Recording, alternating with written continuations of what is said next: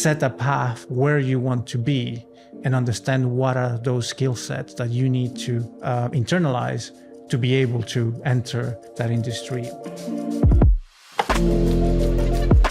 Thanks for coming in. I'm really excited to get you in actually, because there's a lot of things I want to talk to you about. Just to give a quick introduction. So began career as a developer and has evolved now into a leader of teams. Started in the sell side, has transitioned more towards startup and then now buy side. And I guess has seen the evolution of the industry over the last 15 plus years, but also seen the evolution of software engineering, how to be successful, how to pull the levers to generate success within that space, which is some of the things I want to talk to you about. But to begin with, I'd love to just start at the start. So entry into the industry and sell side, how did it look for you and how has the journey kind of evolved over time? Right. So first of all, I'm genuinely excited to be here today. I think we're trying to organize this for quite a while, and this is very exciting. So let's get to it. So yeah, that's right. So I started in the sell side, investment bank, did my time there, but it was an interesting year, literally. '08, right? That's right, '08. But even better, the first day at my desk, Lehman Brothers collapse. So I remember being in the tube thinking, will I have a job by the time I actually sit down to my desk? So it was quite a start. And it was interesting. And that built resilience in me. And from that time on, I look at my job as a privilege and not a right. And that has, I've kept that for me all these years. I started at a very similar time. So I was September 2008, but I remember being on the outside looking in at investment banks at the time. That's who I was recruiting for. And it seemed like, it's just bloodshed and carnage and so much uncertainty. As a newbie into the industry, like, what was it like in the room? How did you even begin to sort of navigate that environment when realistically the world was falling down? Well, the first shock was actually getting into the room. As I was saying, I was getting the DLR, and by the time I got to Canary Wharf, you would see people going through the revolving doors, full of files and boxes, and just working out. And being someone who was literally starting in that industry, I didn't know what much to think. But the good news is that the industry survived, has prospered in a way, and it's quite exciting. So one of the things I want to talk today is how to make it into finance, but more importantly, how to make it in the buy side, which is quite exciting at the moment, right? Every year you see new hedge funds coming into the industry, which are very similar to startups, right? A startup fund is quite exciting. And 8 years ago, this is exactly where I was, kind of joining a company which was quite small and has grown quite successfully, I must add. I'm glad you brought that up actually, because I think with this show, certainly at the beginning, we were quite organic in the conversation, and it seemed to be rooted quite heavily around recruiters and dealing with recruiters and stuff like that. But as it's evolved, it's become much more industry driven. And a lot of the feedback and the messages that I get from people that watch the show, it's mostly software engineers or technologists that are maybe at the mid-level or the junior level that are trying to build a career in financial services and are very interested in hedge funds. So I'd love to really get into, if you're happy to talk about it, your journey, I guess, from to building success in the buy side, but also now as a hiring manager, someone who builds teams, you have a lens where maybe your view is higher level looking down, getting into like what are shortcuts that people can take, or what are the key things that you're looking to see that are going to move the needle for you and then by virtue for them, if that's something that you're happy to get into. You mentioned though about building resilience, which for me, in my experience in my industry starting at that time, was probably a key factor in being successful. How did that contribute to your framing regarding your career and your actions as a result? So resilience is important. It will get you to the finish line. let's maybe set the context. So 2008, very new to finance. I wanted to make a name for myself. I wanted to build, ship, and deliver, being commercially effective and really servicing my internal clients and build software. And then at some point, kind of things changed. And I very quickly realized that the company was too big. And one of the things that I want to say to our audience, the people who want to join the buy side, is first, it's never too late to join the buy side. They are recruiting at all levels. As the fund scales, they might hire more juniors, but then at some point, those juniors will become mid-level. These mid-levels need to be managed. They're also learning. So what would happen? You will train investment bank, and then you would join a fund. They will kind of poach the best, and then you will go kind of into the buy side. The buy side is quite exciting. We'll get into buy side because I agree on that. And I think certainly the scales have tipped back a little bit in favor of the buy side after maybe a few years of tough competition with big tech.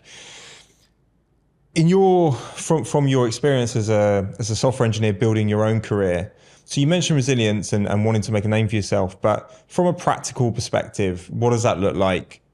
How did you build your successful career? What were the levers that you were trying to pull to achieve success? Determination is key. Once you've set your sights to join the buy side or a tech company for by the same token, you need a plan. And computer science fundamental is really the foundation. And you complement that foundation by getting very good at one skill. And once you're good at that skill, then you really broaden your horizon. If you're joining a startup hedge fund or a startup asset manager, it will be very different than joining investment bank. I mean, they've been building their tech for like last 30, 40 years, which is very different. By the same token, a startup, on day one, they have nothing. Similar to hedge fund, they have nothing, and you have to build everything from scratch. Your position keeping, your risk, if you're in a systematic fund, your strategies are high frequency, so a lot of hardware goes in, connectivity, market data. All of those require, you're in essence building a technology department from scratch, and that's the exciting bit, in the same way that all the startups that we've seen the last 10 years have been doing the same.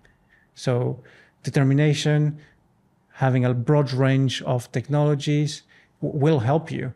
And don't think that hedge funds only hire C++ developers. It's really across the board.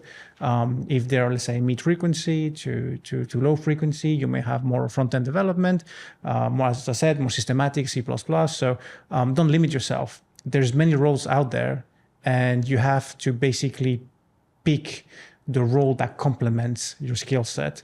But if you're this person who is very precise in one skill, let's say high frequency in C++, the number of jobs out there is just going to be reduced, and you'll be basically limiting yourself. And later on, maybe you can evolve into a different direction, but pick a role that complements your skills. For someone who might be in one of these larger organizations, where there are more constraints, so naturally that they do become a little bit more specialized, how do they develop a broader skill set if they can't do it within their day job? Well, everyone started programming outside of their day-to-day job.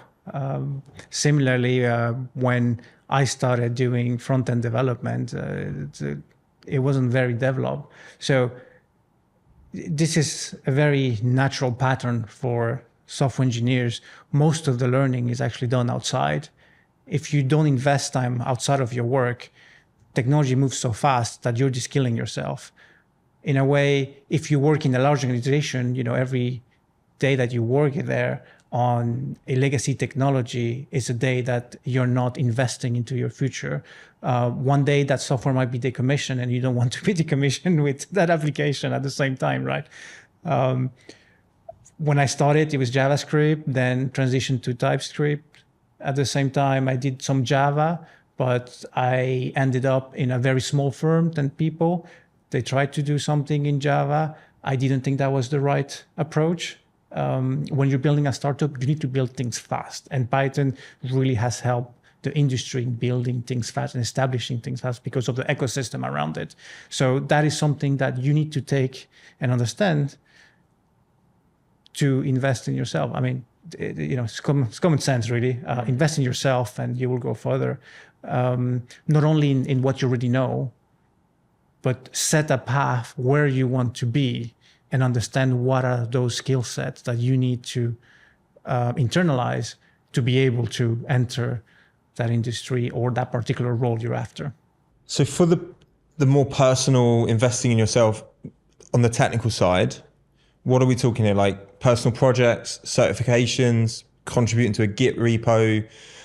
What for you as someone who hires stands out as the right external steps outside of their day job? For me, it started with really understanding kind of the Linux operating system in more details. I did a lot of C# at the time and Java, which is kind of a very big ecosystem. A lot of the infrastructure is already set up and kind of almost hands hold you into delivering a particular feature here and there, but you don't really see the overall picture. So I understood how the Linux operating system works, kind of started becoming a user, starting installing all those development tools around. That can be quite intimidating if you've done mainly .NET most of your career. A lot of the finance industries, do run on Linux. There's some exceptions here and there in some funds, but for the most part is kind of Linux. So once you understand that and then you know how to build software on top of it, that is kind of the first step. Then you kind of either choose backend or front end or maybe full stack, a bit of both, and then you kind of really focus on and narrow down where you want to go, and keep an eye and speak to recruiters as well. What's out there. Do you think that there's more full stack developers being hired at the moment? Is it kind of more backend? Do you have any interest? What are the latest language? Like, for example, a few years ago, no one really was doing Rust except for crypto exchanges. Today, a lot of the funds are actually looking into it as a more modern version of C++ in a way. So really understand the current market, build your network, ask your friends who may be already there, or your acquaintance, or maybe you have a manager or someone that ex-colleague that has transitioned already, and ask him, well, how is he working a hedge fund? What technologies are you using? For technologists either in or outside of financial services currently wanting to transition into the buy side, how important is it to demonstrate an interest or a passion for finance? Interest is important. I would say it's more important to demonstrate a passion in technology, and finance comes second.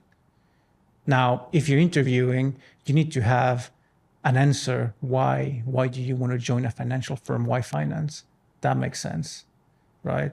If I were to join your company, you will ask me, well, why join recruitment, right? In the same token, why join finance? There's a variety of companies out there.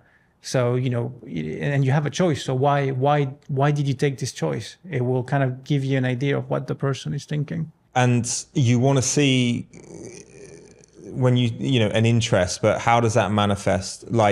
So I had a guest in previously who sort of said, if you're going to work in a hedge fund, the starting point is you've got to understand how funds make money and what their business is. And you need to be able to understand or exhibit why your technical work or your projects, what's the business need for them? What problems are you trying to solve? As opposed to maybe in a bank where, you can write code for 10 years and never meet the end user. Would you say that's true in your experience? Do people need to have that level of depth of understanding, or is it more just a curiosity or an interest to pick things up? Let me answer your question by asking you a question. If you have two candidates, which are exactly the same, one make the extra effort to kind of understand the company, the landscape, the sector, and one just says, I'm not really sure. I know I'm a good developer, but I haven't really done the homework to understand what industry I'm going to work on. Which one would you pick? Yeah, you'd go with the first one. Yeah. So in a way, have a good answer, but it's not mandatory, and it will depend a lot on the market, right? Like sometimes the market is capacity constraints. It's difficult to find candidates because you're competing with either banks. I was actually talking to one of the head of technology recruiting not so long ago, and I was asking, well, how many headcounts do you have? And I was like, well, I think I have about 5,000 Java developers. And I was like, wow, that's the next level. That is, and I mean that getting into the challenges of talent acquisition is that's a podcast in and of itself, because there are huge challenges in the industry, I think, for everyone. But going back to some of the points that you've made already, you mentioned about having an understanding of what you want. So what sort of company is going to be a good company for you? Because not all hedge funds are made equal, right? As you mentioned, there's mid-frequency, high-frequency, multi-strats, etc. It really depends. At the foundational level is, can you code? That's what I usually tell recruiters. And then they ask me, well, okay, I'll find you developers, but then from what company? And it really depends. I've recruited top performers from investment banks, some other from startups. It's really down to the individual. Are they willing to go the extra mile to invest in themselves, understand how the technology evolves?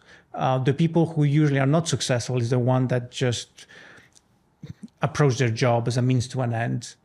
I'm going to show up today, do this work, not really bother to understand how things work or how can I improve. It's also a service job, really, and people tend to forget that you are servicing your clients. Unless you're in a technology firm, you're you're a cost center, and it saddens me to say that, but you're also enabler. So become that enabler, become that partner to the business to go above and beyond, because they are not only hiring a developer, but they are hiring the means to build a competitive advantage and an edge against other funds out there, which is why the competition is actually quite, it's difficult to find good developers. There's a reason. They are short supply, hiring the very best in one trade. If you just look at the bell curve, it's not something that's easy to find. Once you find them, then the other question, and that's probably something for another podcast, is how do you keep them? Yeah, that's very true. You to me are one of the most, I don't want to use the word progressive, but you are representative of somebody that builds teams that gives the most amount of opportunity to people from outside the industry to get in. So a lot of hedge funds, when they recruit, there's always stipulations around they want people with industry knowledge, whether it's from the sell side or the buy side, but they use that as a natural filter, whereas you don't. And I know from my experience with you that you're motivated by finding people that can code to a very high standard, and they can be from various industries. You've also just mentioned that you're an enabler, but you're also a cost. So as an engineer in the team, your goal is to provide value above and beyond the code to the business, right? So how does an engineer do that, especially when they're coming from outside the industry? Say they get a job in your team. How can they demonstrate that value? What steps can they take to become value add within the organization? Provided they've passed a technical interview, they've done a good job, and they've proven that they deserve that job, or they would be a good fit for that job. It really starts on day one. And on day one is proving that you can add value by delivering small tasks, a good project. Then it gets marginally more difficult as you successfully deliver one project after the other. And at the same time, don't forget the soft part of your role. Create an internal network, understand what you're working on. And to your point about hiring people outside of the industry, well, if I do everything the same as my competitors, what is going to be my edge, right? So finding good developers is really where I'm focusing, because if you don't do that, you're going to create technical debt, and that's dangerous, right? Yeah, you can deliver something very quickly on the first iteration, the second, maybe the third, but then you're going to slow down your delivery. And then this is where questions are going to be asked. It's like, oh, wait a minute, it took me a month to deliver this. Why now something which in my mind I'm sizing in terms of cost and time, kind of the same kind of shape and size. Why suddenly it's taking me 3 months now? And that is one of the big danger of our industry is, technical debt. If it's not addressed, it will progressively slow your delivery to a point that's not acceptable, and could even remove value or prevent you to actually seizing a market opportunity, which won't be there indefinitely. Why is it so hard to find good developers? Because engineers are everywhere, right? There's a lot of software engineers in London, in New York, in India, all over the world. Companies universally struggle to find good talent, and then they struggle to retain talent. If we look at the finding part, why is it so difficult? I can give you my answer Yeah. to that question, and I suspect most people will have a different answer, and it's very personal. Combination of factor. I think the first one is really since 2006, software development has really exploded. The number of developers, it started with digital transformations, and then technology came, companies, banks needed more and more developers. Eventually, there wasn't just enough supply. With that supply problem, then obviously salaries increased to the point that if you were now in finance or technology in London, maybe companies who had different budgets just couldn't afford people with computer science degree. I remember it was a wine startup, actually, funnily enough. A wine merchant did this like online portal to basically track indexes of wine, and he was telling me, it's like, oh, actually, hiring developers is very hard. And then, yeah, I agree. How do you do it? Because obviously you have different budgets. And he was telling me he trains architects and people from natural science to become engineers. And it's arduous. It's not always successful. But eventually they allowed him to build his product with people who didn't come from a background. So I guess industries which are well established, have healthy returns, can hire the very best and can have a good level of software engineers. But not so everyone. You can do that, right? Because you're in financial services, so there aren't really any financial constraints relative to someone who's building a wine index or whatever. But yet, financial services companies still struggle to find good talent. I want to try and get under the hood of why. Is it that developers or software engineers just aren't presenting themselves correctly? Or is it that actually the level of talent isn't where it needs to be, and there are just tiers of what makes a good engineer, and what moves the needle, in say the buy side, for example, is such a small percentage of the total population of engineers that it's always going to be a struggle. Like there must be underlying reasons of why you would need to interview and assess so many people to be able to make a hire. The bar is definitely higher in the buy side. There's no hiding away from that. And there's not that many good engineers out there, but it's not good or bad. It's more about passionate engineers. It's probably a better way to phrase it. Someone that can really invest that time to really understand how things work under the hood. And that's rare. So applying like a layman's view to this then, effectively what we're saying is there are some engineers for whom it's a day job, and there are others for whom it's a passion. And that's going to transmit massively in terms of your success in things like interviews and companies wanting to hire you and that sort of thing.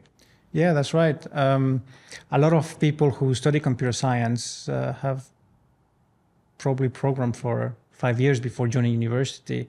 In a way, they getting in the industry earlier than everyone else gives them a competitive advantage. So by the time they finish university, they've almost have 10 years of programming under their belt. Obviously, when you're very young, it starts with maybe some coding games, or maybe they read a book, or maybe they've done a bit of Scratch. That's very popular in primary school these days. So all of this, it will add value over the long run, as opposed to someone who thinks technology is cool, did a computer science degree, and we only have 3 years of experience compared to someone else. All things being equal, could someone who didn't do a computer science degree, but has worked in sell side and, coding day to day, etc. Can they ever get to the same level, generally speaking, as someone who has done the same thing but with a computer science degree? Does it make a fundamental difference to the ability of an engineer? Yes and no. It depends how much time they're willing to invest in that trade. So it's back to passion. Exactly. I had someone on my team not so long ago that I believe did a psychology degree, but he really got into the details, really understood the fundamentals. He probably implemented, unlike most computer science grad, a lot of those kind of foundational algorithms of sorting and data structures, and that gave them that extra edge. Not that you would build one in any job these days, you will use libraries, but it is that extra bit of depthness that will help you. And one thing I want to say as well is, how does the shape of your skill should be shaped? What do you mean by that? So we were talking not so long ago about how you had this kind of I or T shape skill set where you had a broad range of skills that didn't go very in depth.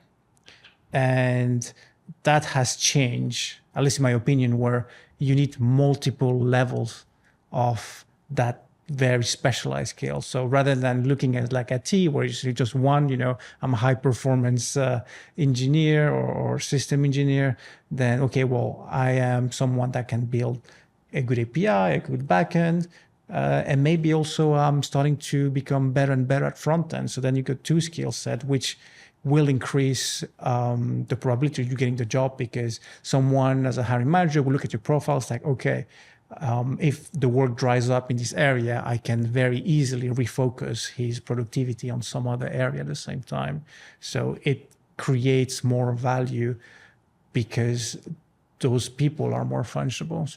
How would somebody develop? So I think you've previously referred to it as like a comb. So the concept would be you've got multiple spokes on a comb, and that you can lever up and lever down on those skills, like you mentioned, where the work is or whatever.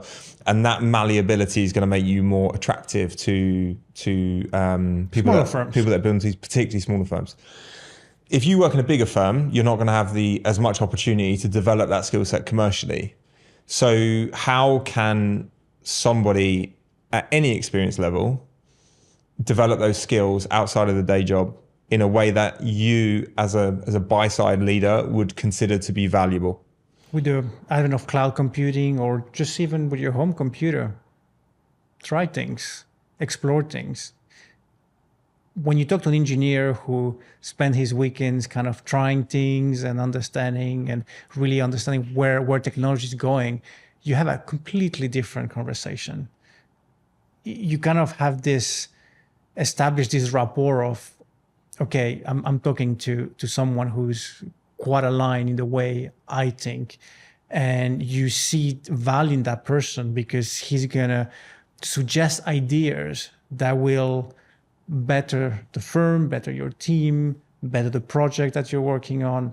Those are the kind of people. But if you get someone who and I get a lot of this, like I am technology agnostic. It's like, well, what is that? It's like, in my mind, it's like, well, I learned how to code, but I've never really taken the time to really go deep in one area. And for me, it's a bit difficult to deal with those profiles, because I was like, okay, you're technology agnostic, but you're still applying to a Python role. So did you take the time to really prepare for the interview? Did you experience prepare you for this interview? If I get someone who did a bit of kind of, let's say, data science, Python, PyTorch or something like that, and is applying to like a backend Python engineer, it's like, well, have you ever written API? It's like, well, not really. It's like, well, the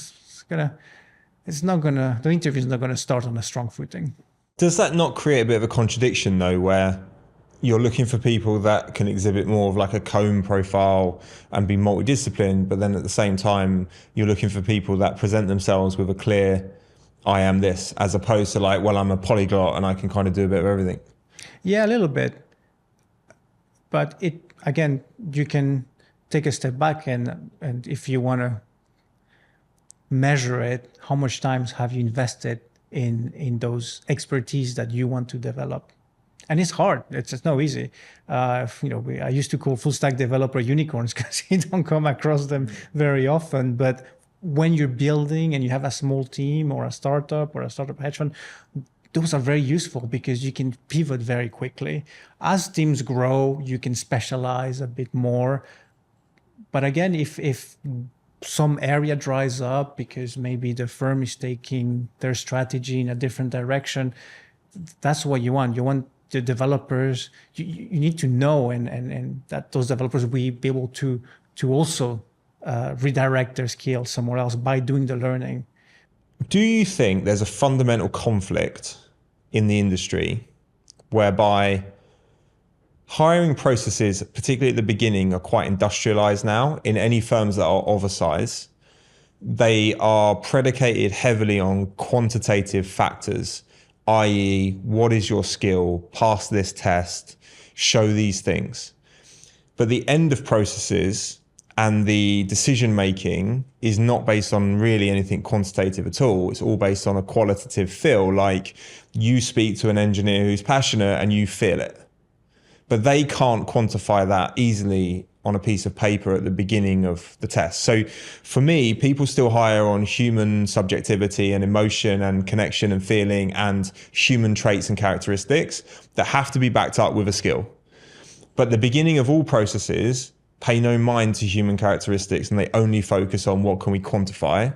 I believe that's a natural conflict, which is why the industry is so tough for companies to hire, because they're applying a quantitative methodology to make a qualitative decision. But I don't work in that industry. I work on the perimeter of it. So what's your opinion on that? My answer to that question would be, well, you need to test multiple traits, right? So it's easier to do volume hiring at the beginning on technical skills. You can automate that with the likes of HackerRank or LeetCode or those coding platforms. And as I said at the beginning of the podcast, really that can you code question needs to be answered. If the person has the best, let's say, soft skills, it's not going to be very useful if he doesn't know how to code. So this is why the beginning of the process is usually starts with a coding test. So as you said, having an open mind to see where you can match people's skills to the direction, the strategy, and the goals of the business. I found in my experience that if you align the passions of the developer, what they're good at, with the goals of the business, that's where you get that passion kicking in, and that's where people do their best job. So it's not necessarily a contradiction. No. It's really checking all the boxes. Can he code? Is it can they explain what they're trying to do? Can they understand what the business needs them to do? Can they build a system that's gonna pass the test of time? That's really where we're testing. You can start by either end. It's just that this technical element is easier and has been industrialized by many platforms in an easier way. Well, that was until the advent of AI. This was going to be my next question. So are you concerned if you use technical testing as an integral part of your early stage process, particularly for more junior to mid-level engineers?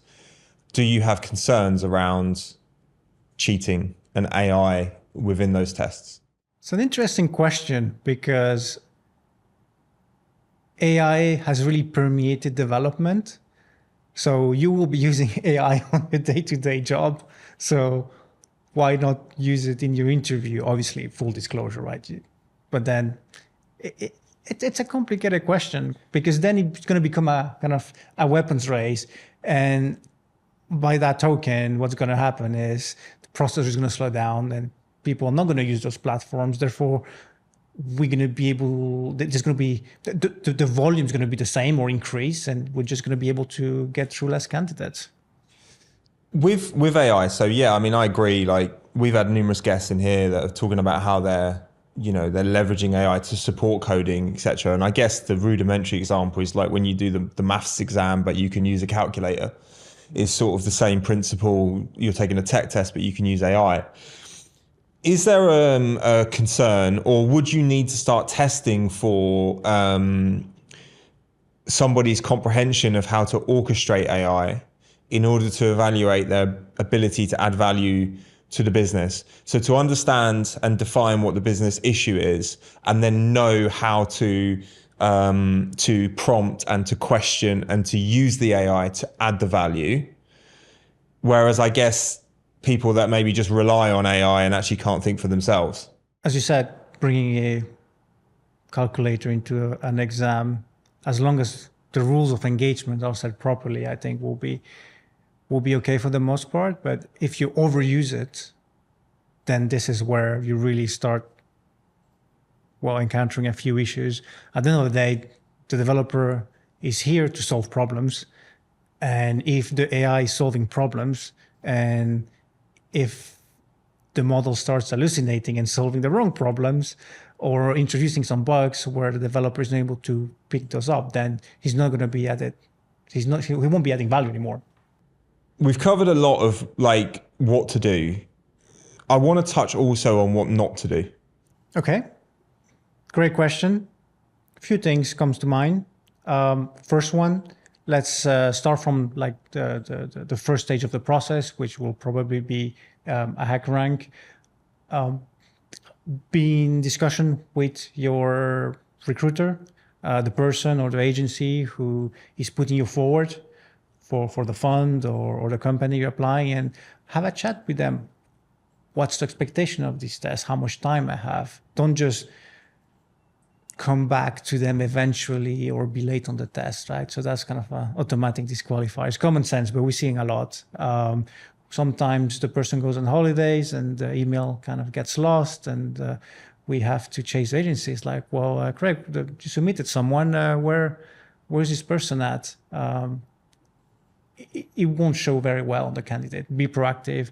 Said, thank you, Craig. I got your email. I'll get it done in a week, and then we can continue and progress. That's the first. Now, week later, you're doing the test. It's getting a bit tight in time.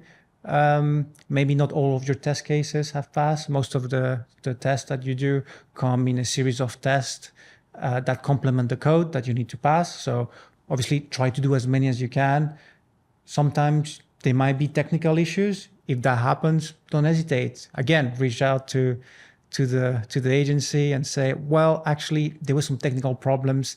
Can I get a different test? Because I don't really think that I've shown my best. Most of places will allow you to reapply in 6 months to a year time. So another good lesson, like it's not because it's a no now and at any stage of the process that it's a no later. Companies will have different needs, different expectations. Someone different might interview who will find that you're great, and someone else might just think that, well, you don't quite fit what he's looking for. So, do keep that in mind. That's a good point, actually, because I think a lot of people, when they apply and get rejected, they get disheartened and they sort of feel like that's now the door closed. But maybe like you someone say, was better than them, and yeah, that other person got the job, but maybe that person moved on, a year later, or wasn't a good fit, and then they're looking for and someone companies else. grow, but also engineers grow and they Yes. get better. And I suppose if you're constantly reinvesting yourself and improving your skill set, then you could be a very different engineer in a year's time that can add more value to the same company. What are the other standout, don't do this? Right. So now we're at the stage where you pass the technical take-home test or hacker rank. They've got back to you. It's like, yeah, you pass all the test cases. Great. We're going to go to the next level now. So we're going to set an interview with one of our engineers. Could be a junior, a mid, or a senior. And then they'll be like, okay, well, here's a problem, and let's solve it together. And because you're an interview setting, you probably won't do your best code, but give it your best shot, right? And don't get flustered. Just keep at it until the time is over. Ask questions as well. Not a lot of people ask questions, or maybe think before you code in the same way that think before you say something or before you write. Like really take a pause, collect yourself, and understand, okay, how I'm going to solve this actual problem. What is the best strategy? What is the best strategy in this amount of time? So we're now getting into second, third, fourth stage of the process, or we're getting further into it now. What do engineers need to avoid, or what are some of the common traps that they're going to fall into as they get deeper into a process? So now we're transitioning from the more technical side of the interview to the most softer side, things like design interview questions that usually starts with, I know for a fact that when funds ask, okay, well, you're back in, 10 years ago, design Google Maps. And then you're like, oh, wow, that is an open-ended question. Where do you even start with that question? So, divide and conquer, try to understand what are the problematics. Is it data? Is it a visual problem? Is it a bit of both? Really kind of start articulating how you would solve that problem. Because you will be faced at work with problems that you might not necessarily have to solve. So I usually get answers like, well, I'll ask a senior engineer. Well, that's kind of like the easy answer. The question is really, okay, how would you solve it? How would you build such a big system? Where do you get started? And how you piecemeal the problem until you kind of have the beginnings of a plan. Obviously, you won't do it on they won't ask you to code it, because that's you need a whole IT team to do that. But that's where they get so surprised by the breadth of the question that they just freeze, and they're like, okay, well, you know what, just one piece at a time. It also tests as well how they deal with stress. Buy-side environments can be very stressful. Delivery can be quite aggressive at times, if not all the time. So they're testing multiple facets of your characters, and those are the things that they're really after. So we've done technical testing, technical interviewing, softer skill interviewing, dealing with pressure, etc. So someone's passed all of this. They're now probably getting to a point where the company might be thinking about making them an offer. Is it a done deal at that point, or can they still go wrong? Are there things that they Depends can on do? the process and the company. There are a few, this is where process tend to diverge. Some companies may ask you to do a psychometric test online and kind of understand your personality more in depth. That might be reviewed by hiring manager. You also may have an HR kind of interview. Those are infrequent, but I know some funds who do them, and they might actually combine the psychometric test at the same time. You have a manager interview. Well, like basically your future boss, my interview, and kind of try to understand, okay, well, am I going to get along with this person? Do we think alike? Let's say people get to not offer stage, but like they've passed the assessments and then the company wants to make them an offer. Are there still things that they can bomb it? I've interviewed quite a lot of people, and yes, there's a few people who've bombed it at the end. Sometimes they have some kind of request, which might sound a bit odd. I can remember this person who was very keen about a lot of work from home, and at the time the company wasn't that wasn't really kind of where we're going. But things change, or sometimes they would say, well, actually, tell me about the actual job. What does it entitle? And then they would say, well, I'm not really sure I want to work on this project. And like, well, what do you mean? Yeah, why are you here? It's like, why are you here? Why have you interviewed for it? And you know what? Actually, that's fine. Like, if they're very kind of, thank you for your time. I understand the project.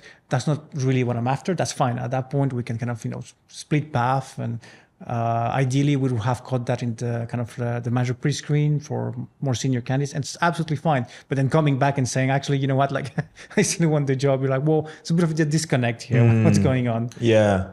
It always amazes me how that stage is so fraught with danger for candidates, because there's like, I see so many ways that people do it wrong, and they can completely change the sentiment of a company by, just not getting it, or they're trying to over negotiate, or they're trying to overplay their hand a little bit. And we've covered a lot. We've talked a lot about things that engineers can be doing to try and break into finance. We've talked about how to stand out in interviews, what not to do, and then how to add value within them. If you're going to impart, bullet points, 3 to 5 bullet points for someone watching this that's looking to break into, say, the buy side, what are the key things that you would want to leave them with? My original ambition wasn't really to join the buy side. It actually took me 10 years to join the buy side, and I didn't really set out to join it. It just happened. But for the people who have already set their sights on the buy side, and who want to take a shorter route, I would say nail your fundamentals, be fluent in the language that you will use for your coding test. And let's face it, most of the process will have a coding test in some shape or form. Demonstrate the interest of the industry. Really understand, for example, what's an alpha, what's a backtest, or how are portfolios structured at a high level. Really kind of be able to have a conversation about some items or some projects that you might actually be helping with. I feel like I could talk to you about this stuff all day. I think we need definitely to do another one, because there's different angles to go down with this, but I think the next iteration would be like, how do you thrive in a fund? Yes. And what separates like the A players from those that maybe hit a bit of a plateau. There's so much to talk about around talent acquisition and how to generate efficiency in finding great engineers. So I think we'd have to get you back. But for now, thanks for your time. Really appreciate it. And it took a while for us to manage to sync up and do this, but I'm glad that we did. Yeah, glad to be here. And let's do this again. Again, full disclosure, this is my view, but I'm sure there's a multitude of other ways of making the buy side. So I hope I'll help someone out there with the advice and the information we've shared today. But it's not the only way. So go and find it. I'm sure you will. And I think there's a lot of value there in terms of addressing questions that are I'm most commonly asked. So I think a lot of people will get a lot from that.